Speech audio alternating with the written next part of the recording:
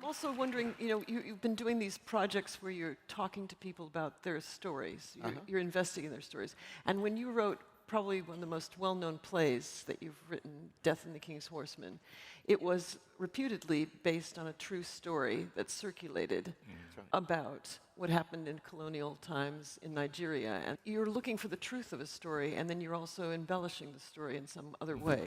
Teresa is talking about Death and the King's Horseman, and when Wole received the Nobel Prize in 1986, becoming the first person of African descent to get the Nobel Prize in Literature.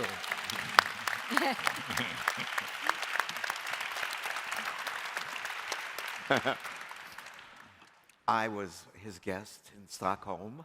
What? Really? Yeah. You want to know how exclusive that was? And the Nigerian government sent a jumbo jet of Africans to Stockholm has never been the same, man. We rocked. The Grand Hotel was rocking when it was fabulous. So I was his student, and in Oxford it's called your tutor, and Cambridge it's your supervisor. So he was my supervisor, and he was introducing me to African literature and mythology. And I'd see him every couple of weeks. And he said, I'm in the middle of a project, and I'll let you know when I finish, but I can't see you until I get finished. In those days, my students can't believe this, but there were no phones. You didn't have a TV in your rooms at Cambridge, and you didn't have a phone. If you wanted to communicate with someone, you wrote a letter, and you put it in the campus mail, and then they would respond. Very civilized, very civilized. And so I didn't hear from him, and then I got a note saying to come see him, and he didn't tell me what he was working on. But shortly after that, he asked if I was free on a certain date, and he had a drama troupe come and to do a reading of this play. And he didn't tell me anything about the play, but there was an African student, and he and I were the audience for the very first reading of Death and the King's Horseman. Wow. And that is the play that he wrote in a week. In a week. This play is so great. 1,000 years from now, people will still be reading Death and the King's Horseman. This is the person who has created a classic work of world literature that is timeless and sublime. Well, I think there are two narratives of interest surrounding this play. The first was how it came about. I'd heard about this it's a truthful story. I heard about it for some time, and I was going to work on it. But we had a Yoruba dramatist, his name is Duro Ladipo, and he wrote and directed, produced a play based on it called Obawaja. And for me, it is such a beautiful play that he wrote. In fact, that play toured. I remember Germany came to the States briefly, I think La Mama Theatre, I can't remember now. But anyway, as far as I was concerned, that was the end of it. A playwright, I admired, had written it in Yoruba and really created a beautiful, tragic spectacle on stage. And so that was it. Until I became a fellow at Churchill College, Cambridge. I used to go down for my coffee every morning, and on a plinth at the top of the stairs was the bust of Winston Churchill, the great colonialist. What we have, we hold. And each time I came down, I just remember the entire history of British colonialism in general, and what, as far as I was concerned, the enormous damage they did to Africans. And I would look at this bust, and there was I enjoying the hospitality of this college named after him. And I had this overwhelming impulse to just give it a shove and send it crashing down. Because this play was about, clash of interest, clash of values and so on between the British colonial power and traditional society. So it was an overwhelming test, but I managed to suppress it. And eventually one day it occurred to me, well, Joe Ladipo had written this play already, the play about 10 years or so. And this story came back fully. And I had to get it out of my system. And so, you know these things, when it was ready, it was ready. I thought about it for quite a while before I sat down to it, and I locked myself in my flat apartment there. In fact, it nearly got me thrown out of Cambridge.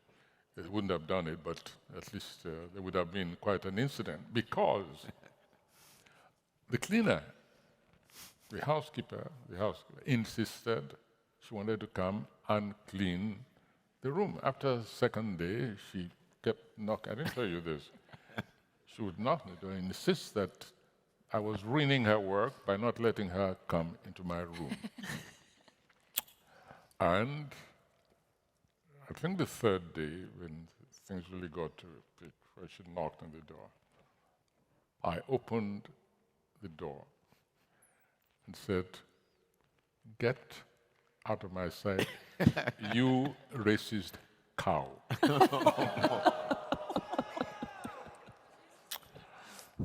And she went and reported to the housemaster. And he came afterwards to see me and said, the woman said, "I called her a racist cow." I said, "Yes." I said, "Because I'm convinced that if it had been a white fellow in there and said, 'Please don't disturb me, put do not disturb' on the door, she would not insist. She would not have insisted on coming knock on the door." I said, "So she is a racist cow. And if you like, I would drop my fellowship right now and go away." And after the second story, I had never told you this before. No, I didn't know But that. I thought it's about time I didn't know you got that. properly educated. Okay, all right. By me, you know. Anyway, we finally sorted it out. I called the woman and I said, "Look, I can clean the room." I said, "Where I come from, I clean my own room. When I tell you I don't need you to clean my room, that means you get off. I can clean other rooms. Full stop." Anyway, I thought my watch was story. But the great thing about the play is that you would think a lesser playwright would have made it a play about a tension between tradition and modernity, the Yoruba way of life, the British colonial way of life. But the reason for the outcome of the play, and it has two tragic outcomes at least, is indeterminate. You never know. The king is dead. It takes place in 24 hours. It's a classic play, right? The king is dead. The horseman of the king is the leading noble of the court. And his job, he's the favored of all the nobles in the court, because he lives in order to die. He is to die 30 days after the king is dead. He's the horseman of the king. And his job is he's to dance himself to death. And when there's a full moon, and he is to lead his master, the king, through the gate of transition to the other world.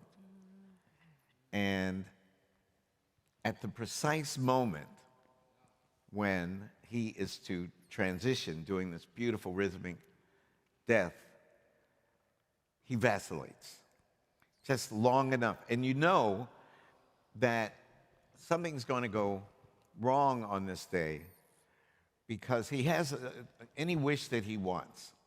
And the play opens. And he sees a virgin betrothed, a woman betrothed. And he takes her as his wife. So it's the day he's supposed to die. So it's the marriage of Eros and Thanatos, if you think about it. And you know that's an act of hubris. And you know this is not going to go well. And it doesn't. It's so you never know why he fails to make the transition. because the British colonials are trying to break the door down to keep this savage ritual from taking place, because it's a suicide, right? But he also has tasted the earth. You know, he has the earth in his fingers, because he's married on the day that he's supposed to die. You know, he's taking another wife, and another man's wife. She's betrothed, and you know that this is not good. So that is why he's a genius. You never know why this guy doesn't die, and ultimately he does die. But as the lady of the marketplace says, but oh, how late it is. But oh, how late it is.